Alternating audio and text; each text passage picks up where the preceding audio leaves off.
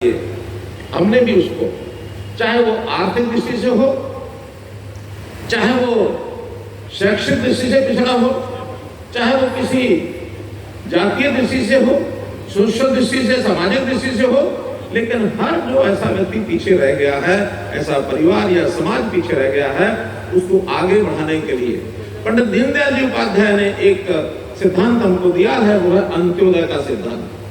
अंतिम का उदय होना चाहिए। जो आखिर में रह गया, यदि उसको आगे बढ़ाएंगे और फिर जो आखिर रह गया उसको आगे बढ़ाएंगे, तो एक एक करके सब आगे बढ़ाने में हमारा योगदान होगा। अंत्योदय की भावना से एक सुखी समाज की कल्पना ये हम कर सकते हैं।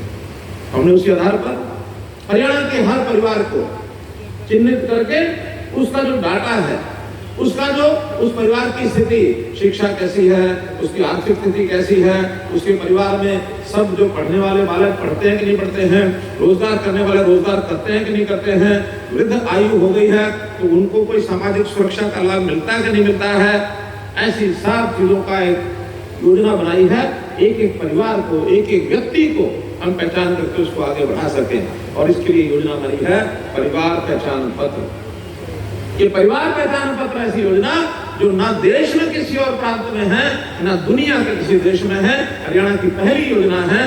बहुत प्रदेश आकर के इसका अध्ययन कर रहे हैं।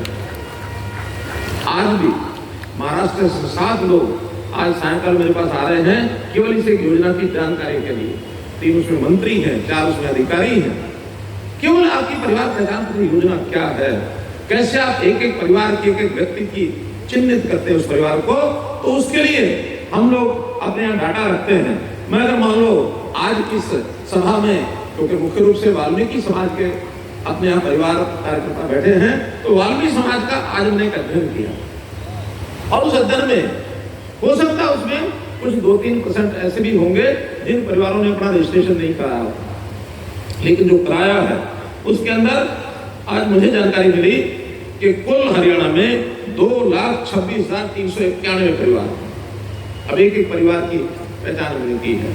इसी प्रकार कुल आबादी 9,54,970, ये वाल्मीकि समाज की आबादी। अभी हो सकता है 1 महीने पहले की हो, इस महीने का डाटा भी, रोजाना डाटा उसमें बदलता है। जो नए जन्म लेते हैं ऐसे शिशु की संख्या भी उसमें जुड़ती है, जो भगवान को प्यारे होंगे उनकी संख्या भी घटती है। रियल टाइम पर जिसको डाटा कहना चाहिए वो हमारे पास होता है, और उसमें भी परिवारों में कौन क्या करता है इसका भी डाटा हम लेकर के रखते हैं। अगर उसमें कोई काम करने वाले हैं तो उनका डाटा काम करने के हिसाब से मिलता है, और जो पढ़ाई करते हैं पढ़ाई करने वाले मिलता है। अब इसके अंदर कुल मिलाकर 3,08,275 ये विद्यार्थी हैं वाल्मीकि समाज के, कुल 32.5%। बड़ी प्रसन्नता मुझे हुई कि 32.5% आज के युग में विद्यार्थी समाज के हैं, तो अच्छी बात है। बहुत प्रांतों में तो एक समाज का प्रतिशत तो समाज के ही संख्या में से होना है। 30% से ऊपर अगर हमारे विद्यार्थी पढ़ने वाले हैं तो अच्छी संख्या मानी जाती है, अच्छी संख्या मानी जाती है। एक सभा में मैंने पहले कहा था कि वाल्मीकि समाज एक ही व्यवसाय की बात हमेशा करता है, सफाई कर्मचारी, सफाई कर्मचारी। ये ठीक है, परंपरागत रूप से हमारे दिन में कोई काम था हमने करना शुरू किया, लेकिन क्या सारी उम्र हमारे बच्चे भी सफाई कर्मचारी बनकर के आगे करते रहेंगे? क्यों नहीं हम आगे बढ़ाएंगे, अपने बच्चों को पढ़ाएंगे, लिखाएंगे, उनकी स्किलिंग कराएंगे, उनके जॉब कराएंगे, उनको नौकरियां कराएंगे, उनके अपने व्यवसाय कराएंगे, उनके व्यवसाय कराएंगे। अपने समाज में भी प्रेरणा देने वाले कुछ लोग हैं, और वो प्रेरणा देने वाले लोग भी हमको जो ध्यान में आए हैं उसके अंदर ऐसे परिवार जिनकी वार्षिक आय 6 लाख से ऊपर है ऐसे भी, और 617 परिवार हैं। 617 परिवार ऐसे भी हैं जिनकी 6 लाख से ऊपर आय है। 10 लाख से ऊपर आय के भी परिवार हैं, तो आखिर उनको भी हम अपना साधन बनाएंगे। उनके साथ लग करके मैं उनको भी आह्वान करूंगा कि अपने समाज में से एक 10-10 परिवार अपने से बना डालो। आज 600 हैं तो 6,000 होंगे, और 6,000 होंगे तो 60,000 होंगे। हर कोई एक दूसरे का हाथ पकड़ के आगे बढ़ाए, ये है अंत्योदय। सरकार की जो भूमिका है वो हम जरूर उतना पूरा करेंगे। हम एक एक परिवार को चिन्हित करके, जिन परिवारों की आय 1,80,000 से कम है, अभी तो 1 लाख तक पकड़ा है हमने, 1 लाख से भी कम है, ऐसे परिवारों को कोई उनकी स्किलिंग करके, कोई रोजगार करा करके, कोई प्राइवेट नौकरी करा करके, सबको कहीं ना कहीं काम दिला रहे हैं। 30,000 लोगों को पिछले 6 महीने में हम लोन दिला करके उनके व्यवसाय आगे बढ़ा चुके हैं। 1 लाख का हमारा टारगेट है। 1 लाख आय बहुत कम होती है, सिर्फ 8,000 का महीना होती है। कैसे ये 15,000 से आगे जाए? सामान्य परिवार 15,000 में गुजारा कर नहीं सकता, लेकिन पहला टारगेट हमने 15,000 रखा है। ये टारगेट पूरा हो जाएगा, फिर 15,000 से 25,000 कैसे जा सकते हैं, ताकि एक सामान्य परिवार भी अपने परिवार का पालन पोषण कर सके। केंद्र सरकार की सहायता से बहुत हमने योजनाएं बनाई हैं, जैसे आयुष्मान। गरीब परिवार को जिसकी आय 1,80,000 साल से कम है, ऐसे इलाज का जो खर्च है 5 लाख रुपया सरकार देगी। ऐसी योजना हमने बनाई है कि 5 लाख तक का खर्चा परिवार को नहीं करना पड़ेगा। आयुष्मान भारत के कार्ड दिए जा रहे हैं। अब मैं एक जानकारी के लिए पूछ रहा हूं आपसे कि अपने से परिवार पहचान पत्र किन किन लोगों ने बनवाया है, जरा हाथ खड़ा कर ले। बहुत बढ़िया, लगभग सब लोगों ने बनाया है। जैसे मैंने बताया 2-3% बाकी होंगे। आयुष्मान का कार्ड, जिससे हम अपने 641 अस्पतालों में जाके इलाज करा सकते हैं, उसका पैसा नहीं देना पड़ेगा। ऐसे आयुष्मान कार्ड किन किन ने बनवा लिए? ये संख्या बहुत कम है। आप लोगों को कार्ड बनवाने चाहिए।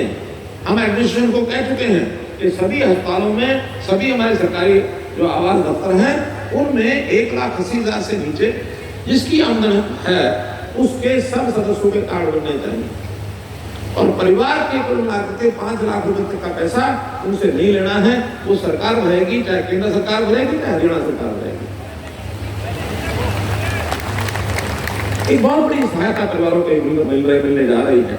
इसी प्रकार राशन कार्ड, पहले राशन कार्ड बनाने में बहुत कठिनाई आती थी, वो भी मैंने तय कर दिया कि किसी परिवार की आय 1,00,000 से नीचे है और भी कार्ड बना हुआ नहीं है, उसको ऑटोमेटिकली कार्ड बनाना है। प्रयोग के रूप में 2 जिलों में हमने प्रयोग कर लिया है। सफल प्रयोग है, एक सिरसा जिला और एक कुरुक्षेत्र जिला।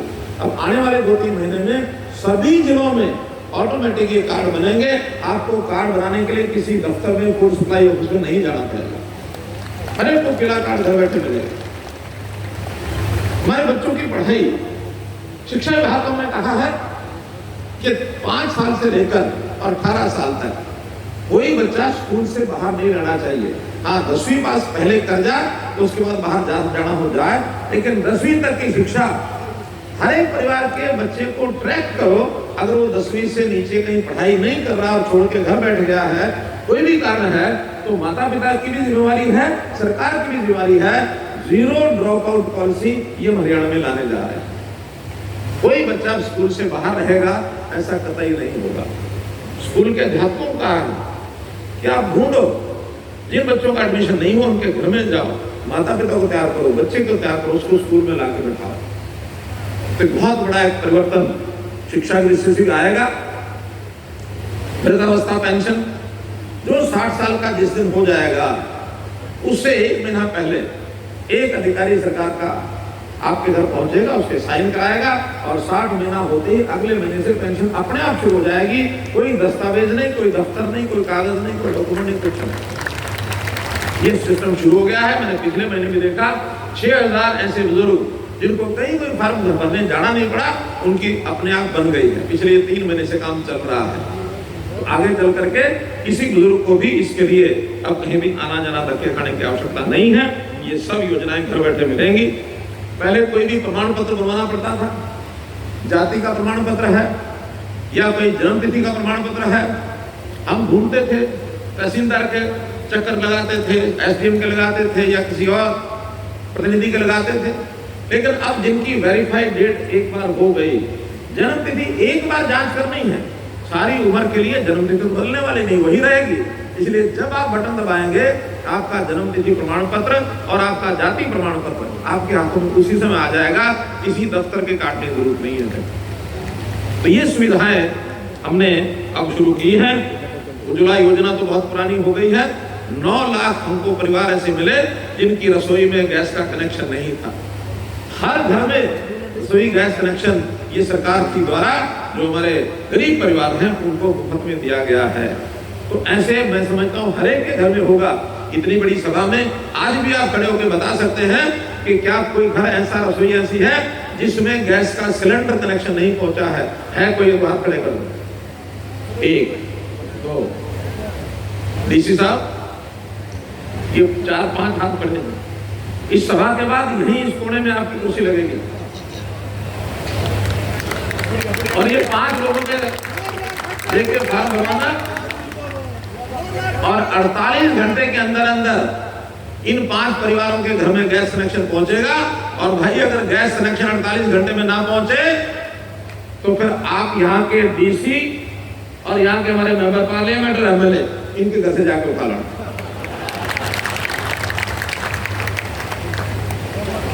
अगर आज भी 5 परिवार इतनी बड़ी सभा में क्यों बचे?